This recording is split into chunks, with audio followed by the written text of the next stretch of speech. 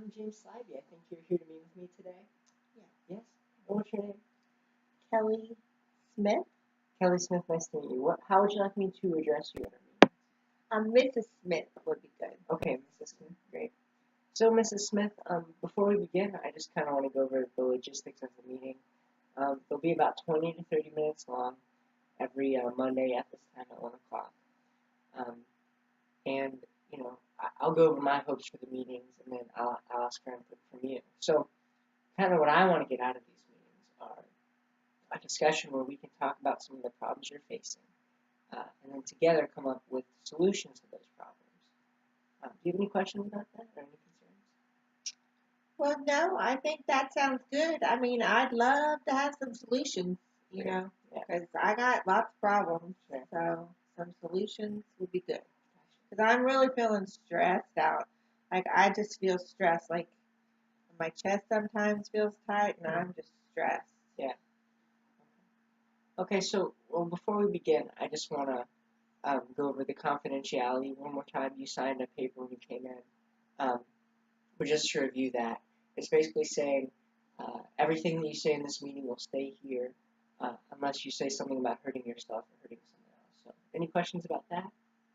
No, I don't have any questions about that. And I'm not planning on hurting anybody or hurting myself. So there's no worries there, But yeah, Okay. I remember signing that. Okay, great. All right, so we can go ahead and start if you'd like. Why don't you just tell me why you came in today? Well, a little bit about myself. So I've been working for like 3 years, and then they just up and fired me. I was at the grocery store working, and well, I had to take time off. Seemed like maybe a lot to them because for my children, and so I'm just stressed about that. I need to find a new job, because financially our family needs the money, and I like that job so much, but yeah, then I don't know what happened. I mean, I thought I was working good and doing good, and then boom, all of a sudden. Yeah. And there's my son. Well, my son Jimmy. He's in the third grade, and he's cute. He's cute. I love that kid to death, but he's struggling in school.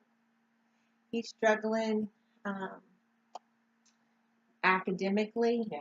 I mean, his teachers keep sending me these notes talking about him, and I'm just worried about him academically and his grades. Third grade is a big year for testing, and they take all those big state tests and everything, and I'm just worried about him. Okay, so kind of what I hear you saying is Jimmy, who's in third grade, is struggling academically, and you kind of feel confused and concerned about him. You're not sure how to help him, and you're also concerned because this is a big year for him. Does that sound right?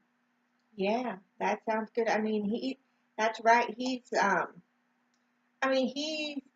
loves playing basketball, and and he loves football and baseball too, but it's basketball season, and he loves going to his ball games, and he's running and playing, and that's a good outlet for him, like to get he has a lot of energy, and so I feel like that's a good outlet for him to get that energy out and everything, but then trying to get him to wind back down and focus on his schoolwork and do the work, and it's just I don't know how to help him do that because he's not listening to me. Yeah. Like he's not listening to me. Yeah. So it sounds like what you're saying is the sports he plays are a great outlet for him, but you feel concerned because he can't really wind down after the sports to work on his schoolwork. Is that right? Yeah, he's not winding down, and he's not cracking down, for his work. And then I'm starting to see like some anger issues with him. Like, I mean, he gets mad when it doesn't go his way, or when something doesn't happen just like he thinks it should. And I don't know where that came from because he's always been very even keeled. I don't know where this anger stuff is coming from, and I don't have any clue how to handle it. So it sounds like he's very angry, or just has some anger issues maybe, um, and you don't really know. You're concerned because you don't know where they come from. No one in the family or anything. Yeah, I mean, I'm wondering if it's like maybe pent up frustration inside of him because, I mean, he wants to do well. He wants to do well in school, and I'm just wondering if there's like some kind of learning disability or something because, um, you know, I truly think he wants to do well. Okay, so to kind of sum up what you've told me about Jimmy, it sounds like he's struggling academically in school, um, but he has sports as a great outlet. But it's hard for him often to unwind after sports to focus on his schoolwork. Um, and you are concerned about how to help him, and with his academics as well as with his potential anger problems. Is that right? Yeah. And then there's my daughter Maggie. Now she's in the first grade, and she's just so cute. She's so cute. And but she's going to school all day now because last year in kindergarten she just went half a day, and so now she goes all day. And well, she goes on the bus and everything okay, and Yeah. she gets to school, and well, her teachers are saying that they can't get her to like do her work. Like she just wants to talk and have a party. She loves a great party, but she just wants to play, play, play. Like, and they're really good in first grade about having like stations for the kids to go to different stations. But at each station, there's like work that needs to be done. But she just wants to play at the station. And the teachers keep emailing me, and we keep going back and forth. But I'm not sure how to help her like understand that it's not just playtime. Yeah. Like there's work to be done too. I mean, that's all of life. There's some time to play and there's time to work. Okay. So what I'm hearing you say is Maggie struggling in school also is, but her struggle is a little different. It's about focusing in on her work um, during the stations time, and you're a little confused again about how to help her. You're not really sure what to do. But I've noticed a strength between those two stories for you that you're in very good communication with the children's parents or teachers. Sorry. So that seems like a strength for you. That seems like something you can work with, and we can work with to help solve these problems. So. Yeah, yeah, Maggie and her teachers, her teachers love her. She's cute as can be. But they just gotta, well, we together gotta nip that, social in the, gotta nip it in the bud. But, and then when she comes home at night, she's just, she is kind of tired. I think because she's been going, going, going all day, and I don't know about, you know, her friends and her activities and what to get her involved in that would be good for her. I mean, I need something that's going to help her to focus. Now, a friend of mine told me about karate. They got their kids involved in that karate class and how that really helped them. So I was thinking about looking into that, but it's a lot of money, which is a problem right now. And I don't know about, you know, I mean, they say it really helps, but I just don't know. Yeah. So it sounds like you want to send you that karate class, but you're not sure. You feel worried about where the money could come from for that, and that's prohibiting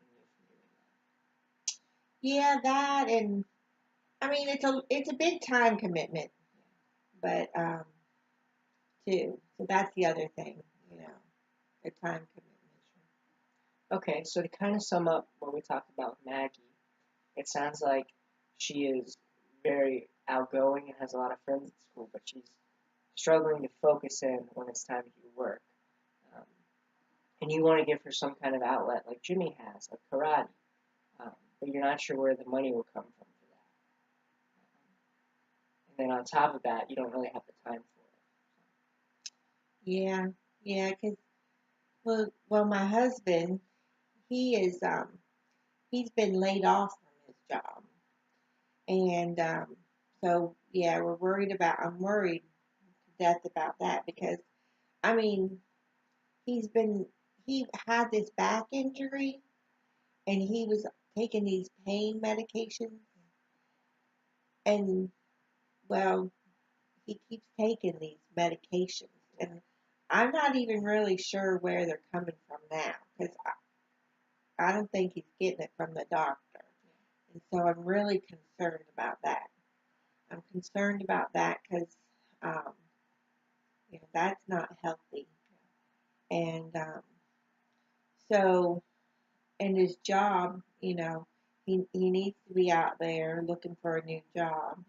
But these kind of put him down. Like when he takes them, he kind of sleeps a lot. And so he's sleeping a lot. And I'm worried about depression setting in because he seems to be really depressed. So I just don't know what to do. So what I'm hearing you say is your husband who lost his job is now coping using some kind of drugs that he was given for his injury, um, and you're worried about his continued use of these drugs, and you're not sure how to confront him Oh, yeah. I don't want to talk to him about that. I mean, I'm just worried that, you know, that's just going to keep going on and on. Now, he doesn't get angry and mad, and I'm not scared of him really hurting us, but I'm just worried about him because I love him very much. Yeah. And he's sleeping a lot, and I wish that, that he wasn't doing that. Yeah. And I need to get out there, and look for a new job. Yeah. And I'm just worried about leaving the kids alone with him because, I mean, he sleeps so much. Yeah. Like they need your attention. Like if I go out, they need dinner, Yeah. and they need, get ready for bed and get their stuff together. It sounds like you're concerned about leaving him alone with the kids. Just to clarify a little bit, can you tell me about the last time he was alone with the kids? What happened?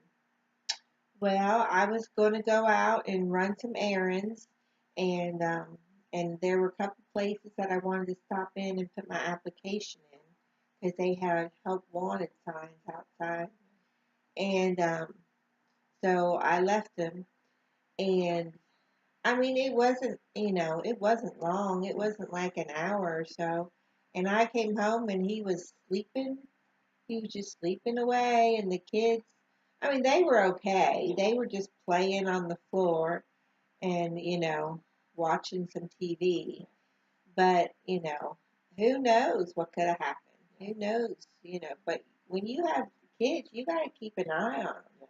I mean, you can't just let them, you can't just take a nap and let them run free because they could have gone outside and, gone in the street. I mean, little Maggie, she's only in the first grade. She's, 6 years old. So you can't do that. So, Yeah. So it sounds like because of the last experience you had, leaving him being home alone with the kids, you're now you feel anxious about doing that again because he fell asleep yes, yes, that's true. And I mean, I'm so stressed out. Like, I just don't know what to do. I mean, sometimes I feel like I just can't even breathe. There's just so much going on, so much pressure. last night. Okay, so to kind of sum up your husband and the issue she's facing. So it sounds like after losing his job and becoming depending on some of those drugs, um, his personality's changed a little bit, and that has led you to worry about him being alone with the kids. And you feel kind of trapped because you need to go out and also find a job. Is that right? Yeah, yeah, that's pretty much. And I just don't know where to turn, like for help. I don't know what to do. Um, I'm gonna ask, do you have any people in your life, any parents maybe or friends that you have community with or can have conversations like these with outside of our time together? Well, let me tell you, my parents, my family is deceased, and I have a couple of cousins, but we don't talk about these things with them. And then, my husband, his mom and dad, well, I would never, never tell them because they just love him so much. They would be so sad, and I don't think I could take them being sad and upset. So I would never talk to them about it at all. And then there's this lady down the street. I mean, she is nice as can be, and she's Maggie's Maggie's friend's mom. And she keeps telling me about this yoga class that she goes to and how it helps her to relieve stress and how it's like once a week and she just goes on and on about it. And I don't really know that much about yoga, but I don't see how stretching is going to help you that much. But she keeps inviting me to that, and I haven't gone because I just don't know about that yoga stuff. And then I have some relatives in Florida, and they are telling me about this church that they go to, but they're all the way in Florida, and I'm not going to get to Florida to go to that church, so I don't, but they talk to me a little bit, but I mean, you just don't share this kind of stuff with your friends. Everyone wants to share the good stuff. Everything, little Johnny's got an A or Johnny's, but you don't just share this stuff with it, the hard stuff. So it sounds like you have a lot of opportunities to join some kind of group like that, but you feel a little closed off to it because you don't want to share some of the struggles you're going through Yeah, I mean, no one wants to just, lay their garbage out there for everyone. You know, that's hard to do. There's a lot, everyone wants to, you know, compete and have the best, in life. but no one really wants to hear about the hard stuff. Yeah. So it sounds like again you're kind of a little close. You feel closed off to that because of that desire not to share those problems. So, well, kind of to sum up then, I guess our meeting for the day because we're near the end of our time. Um, I just kind of want to go through and give a summary to make sure I've gained the proper understanding as to some of the problems you're facing. So just correct me at any point if I misspeak or anything. Is that okay? Okay. So it kind of started off with you losing your job, and that kind of started off this series of problems you're facing. Um, that combined with Jimmy struggling academically in school and Maggie struggling to focus in school. But it does sound like you have great communication. I pointed that out earlier. It seems like that is a great strength of yours, is to be able to communicate with the teachers and find solutions with them. So I think that will be a great strength for us moving forward. Um, and then it sounds like your husband, having recently lost his job, uh, is now struggling with some kind of prescription drug dependency or addiction. What word would you use for that? Well, he's definitely dependent on it. Yeah. I mean, every day, Yeah. so, Okay. yeah. Okay. So uh, that being another thing you're dealing with right now, and his kind of changed personality because of that, and him, falling asleep a lot, like you said, when the kids are home with him. And it does sound like to sum up what you were saying about having a group to talk about these things with our community, it sounds like you're kind of closed off to that idea because you don't want to share some of the hard things that are going on in your life. So is that a fair summary of what we talked about today? Yeah, I mean, nobody shares that kind of stuff. Like you know, you just don't share that with everyone. But that sounds like, Okay. yeah, what's going on? Okay, great. So do you have any last minute questions for me about our next meeting or this meeting or anything? No, No, you're no. good to go? Mhm. Okay, Mrs. Smith. Well, I really enjoyed our time together today. I'm looking forward to our meeting next Monday at 1 o'clock. So Okay. have a good one. Thank